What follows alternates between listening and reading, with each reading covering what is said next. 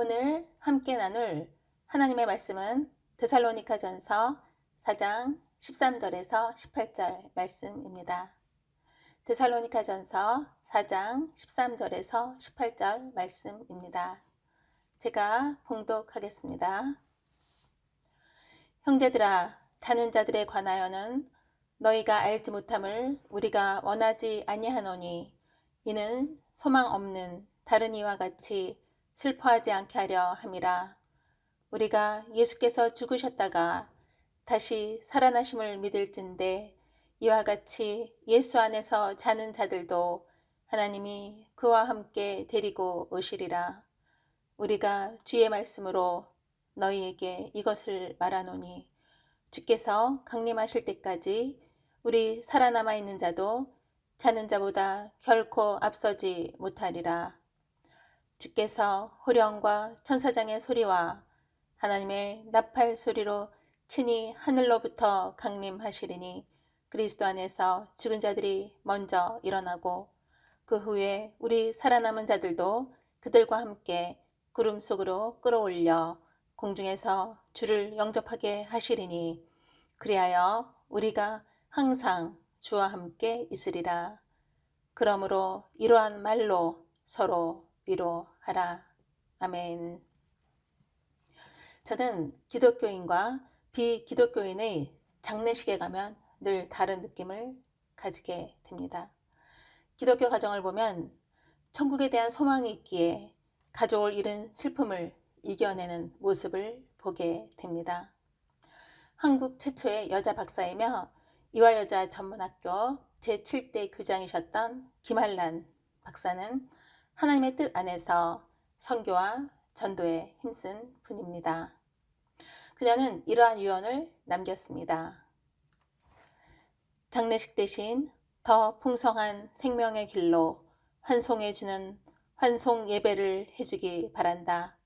그리고 거기에 적합하게 모든 승리와 웅장하고 신나는 음악회가 되기를 원한다. 제가 다시 한번 읽어보겠습니다.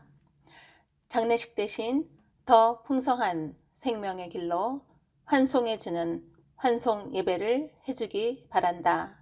그리고 거기에 적합하게 모든 승리와 웅장하고 신나는 음악회가 되기를 원한다.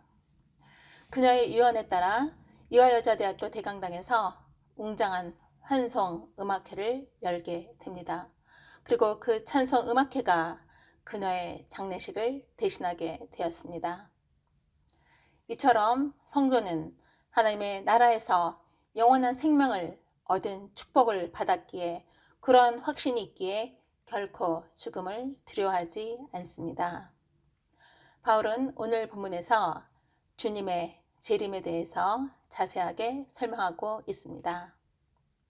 당시의 이교도들과 세상 사람들은 사람이 한 번 죽으면 그것으로 끝이다 라는 생각을 가지고 있었습니다. 데살로니가 성도들 중에 일부도 부활을 의심했고 죽음 이후에 성도가 어떻게 될까를 그들은 의심하며 또한 알지 못했습니다. 죽음에 대해서는 예나 지금이나 많은 사람들의 궁금증이고 관심사입니다. 그러하게 사도 바울은 죽음에 대해서 이렇게 말합니다. 13절 말씀 읽겠습니다. 형제들아, 자는 자들에 관하여는 너희가 알지 못함을 우리가 원하지 아니하노니 이는 소망 없는 다른 이와 같이 슬퍼하지 않게 하려 함이라. 바울은 죽음에 대해서 소망이 없는 자들처럼 슬퍼하지 말고 다시 살아날 것을 믿으라 라고 촉구하고 있습니다. 바울은 성도의 죽음을 뭐로 표현했을까요? 바로 잠이라고 표현했습니다. 그 이유는 무엇입니까? 잠은 반드시 깨어날 것을 전제로 합니다. 잠을 자는 사람은 얼마 후 자신이 깨어날 것을 확신한다는 것입니다. 그것처럼 성도는 죽어도 반드시 살아나기에 잔다라고 말하고 있는 것입니다. 예수님은 해당장 야이로의 딸이 죽었다는 소식을 듣고 그의 집에 가셨습니다. 사람들이 통곡하는 모습을 보고 예수님은 아이가 죽은 것이 아니라 잔다 라고 말씀하셨습니다. 그리고 아이에게 뭐라고 말씀하셨습니까? 달리다금 아이야 일어나라 라고 말씀하셨습니다. 그러자 아이는 예수님의 말씀에 따라 일어납니다. 달리다금은 아람어로 소녀야 일어나라 라는 뜻입니다. 즉 아침에 부모님이 자녀들을 깨울 때 사용했던 일상적인 용어였습니다. 우리 예수님 또한 죽으셨다가 3일 만에 다시 살아나셨습니다. 14절 말씀 읽겠습니다. 우리가 예수께서 죽으셨다가 다시 살아나심을 믿을진대 이와 같이 예수 안에서 자는 자들도 하나님이 그와 함께 데리고 오시리라. 바울은 성도의 죽음을 잠으로 표현한 것과는 달리 예수님의 죽음에 대해서는 사람의 죽음으로 표현했습니다.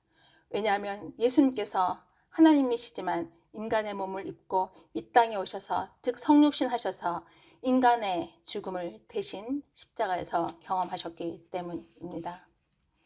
그로 인해서 예수님을 믿는 성도들은 사람의 죽음이 없이 또한 죽었다 할지라도 잠을 자다가 깨어나듯이 하나님은 그런 은혜를 주신 것입니다.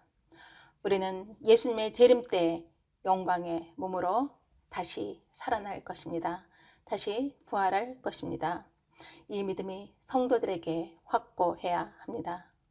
그러하기에 성도들의 죽음을 보고 절망적인 슬픔에 빠지는 것은 바른 믿음이 아니라는 것입니다. 잠시 동안 보지 못해 안타까운 마음뿐입니다.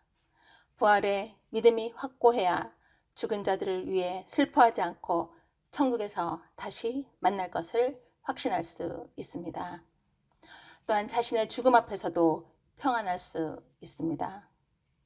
성도의 죽음은 그리스도와 함께하는 부활의 영광의 시작이라는 것을 우리는 기억해야 합니다.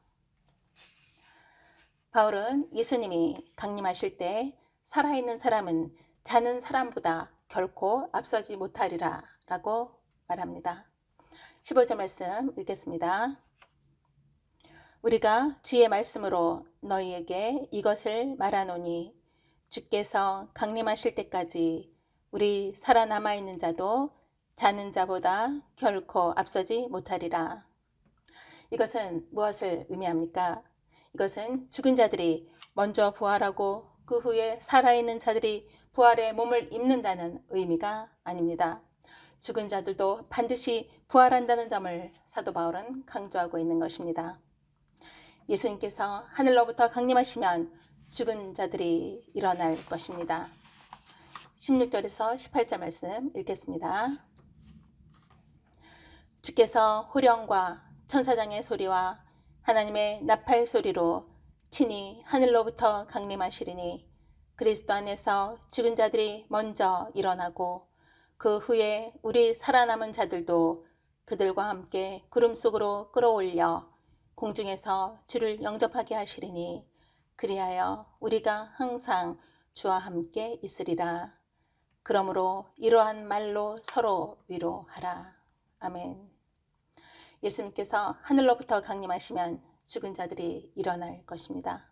그리고 살아남은 자들도 그들과 함께 구름 속으로 올라가 주님을 영접하게 될 것입니다. 여기서 구름은 예수님의 영광의 현현을 상징하고 있습니다. 성도들은 순식간에 올라가 예수님의 영광에 참여하게 될 것입니다.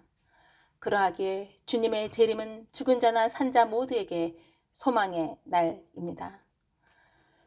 바울은 이런 부활의 말로 서로를 위로하라 라고 권면하고 있는 것입니다. 부활의 신앙은 성도들에게 최고의 위로가 됩니다. 부활의 신앙은 현재의 환난을 견디게 해주고 마지막 원수인 죽음을 이기게 해주기 때문입니다. 이 세상에서 죽음을 피할 수 있는 사람은 아무도 없습니다. 한번 죽는 것은 사람에게 정해진 것이기 때문입니다.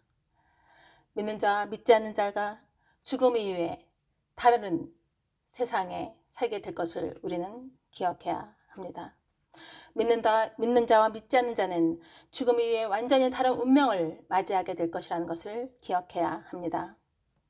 믿는 자에게는 부활과 새 하늘과 새 땅이 약속되어 있습니다.